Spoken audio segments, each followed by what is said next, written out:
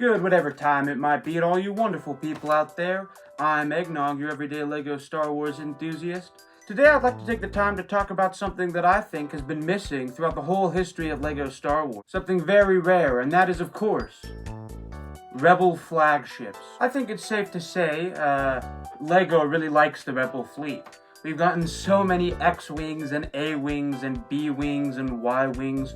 We've gotten UCS versions of all of those. So it's interesting when we kind of get into Rebel flagships, and there's hardly any of them that have been made into LEGO. So today, I want to take the time to share a few examples of some Rebel flagships that I think should be made into LEGO sets, and of course share my theories on why I think they haven't been made into LEGO sets yet. So let's get started. I think the first flagship that's going to come to everybody's minds when we start talking about things LEGO hasn't made yet, it's got to be the home one. This is the classic Rebel flagship. It's Admiral Akbar. It's in the fight of the second Death Star. It's where Luke gets his hand replaced at the end of Episode 5. Undoubtedly the most famous Rebel flagship, which is why it's most interesting that it hasn't gotten a set yet. Now, granted, it technically has gotten a set, but for the terms of this video, I'm talking more like exterior playsets, kind of like a Star Destroyer or the Malevolence, where it's a flagship on the exterior, $160 type set. But yes, there is a home one set. Of course, another classic flagship that LEGO should definitely try their hands at making sometime is the Profundity. This is, of course, the flagship commanded by Admiral Raddus, which shows up at the end of Rogue One to get the plans off Scarif and save the day. Very cool design. I always loved the very long fin, although it would lend itself to kind of a trickier build. I don't know how they do this. I'm thinking kind of like the Resistance Bomber, where there's a strong support in the fin to the bottom, and then a weaker build on top that sort of rests on that. I think it would be cool. But again, just another Rebel flagship that I think would be great. Now, when I say Rebel flagships, obviously, I kind of mean the Resistance. They're very similar. But I can't forget the Radice, which is a Resistance flagship named after the commander of the Profundity. So that's a little confusing. But again, this is an interesting design, kind of reminiscent of the home one, but pretty iconic from Episode 8, I believe it was, piloted by Admiral Holdo. Again, not my favorite movie, not my favorite scene, not my favorite flagship, but it's something that LEGO could make, and I do think any Rebel flagship has been nice, because we've hardly gotten any of them.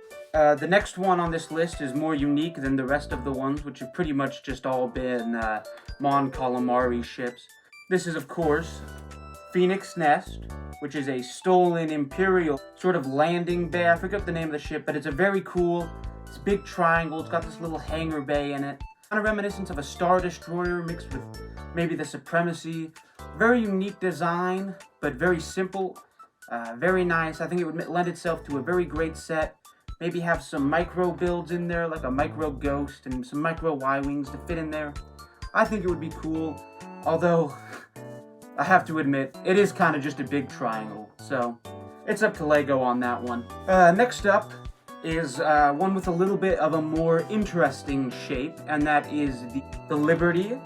This is in Episode 6. It's in some Legends material.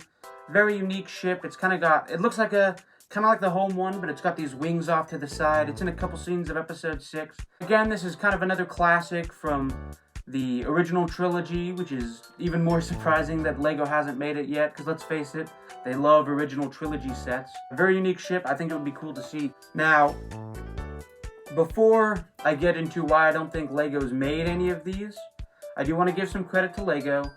They did give us a Nebulan B frigate back in the day, which is very cool, very good set.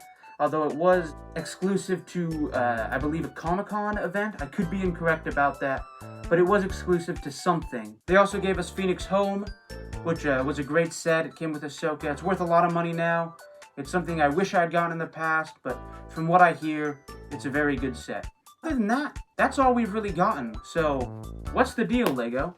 Well, let me give you my 2 cents on this, give you some theories of mine. Number one, the shapes of a lot of these Rebel alliances don't lend themselves super well to Lego. A lot of the times they lack geometry, they're more round, with a lot of bumps coming out of them.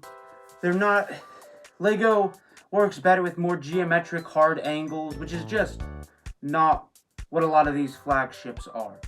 So, I mean, obviously in recent years, Lego's been getting a lot better with building techniques, and I definitely think these ships are definitely within the purview of what Lego can do, but I can't blame them for sticking to more traditional designs when these would obviously be much more complicated and trickier builds. The other reason, these sets just aren't quite as iconic as other flagships we've gotten.